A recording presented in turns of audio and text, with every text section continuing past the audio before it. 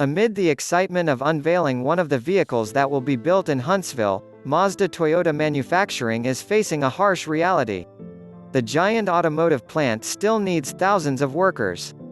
Officials said that Mazda Toyota has hired about 1,600 people so far on its way toward meeting its obligation of 4,000 employees, which leaves 2,400 jobs yet to be filled. Production will begin soon on the Toyota Corolla Cross, the SUV announced Wednesday at the plant in Limestone County. The company will be announcing the Mazda vehicle for production later this year. Trying to hire a workforce, particularly a large workforce, has its challenges even in the most normal of times, said Alabama Secretary of Commerce Greg Canfield, who attended Wednesday's announcement. But right now, in the middle of a pandemic, even as we're toward the end of the pandemic and getting a little more back to normal, it has been particularly challenging. Jeanette Hostetler, vice president for production at Mazda Toyota, touted not just a job but a career at the automotive plant. To fill out an online application, click here. It's quite the challenge, she said, of finding enough workers. But we've got such a competitive edge, I feel.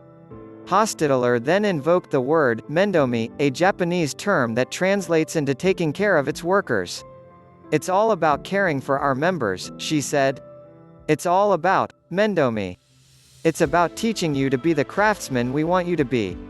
We take a lot of time to train every single one of our members. Not only do we teach how to roll a bolt, we teach you how to think through some efficiency thinking, some training to make it more safe and building great quality. We teach every aspect of it.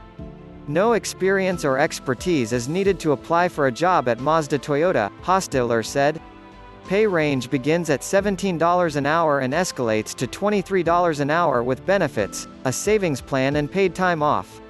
You don't have to be able to roll a bolt or shoot a sealer gun, she said.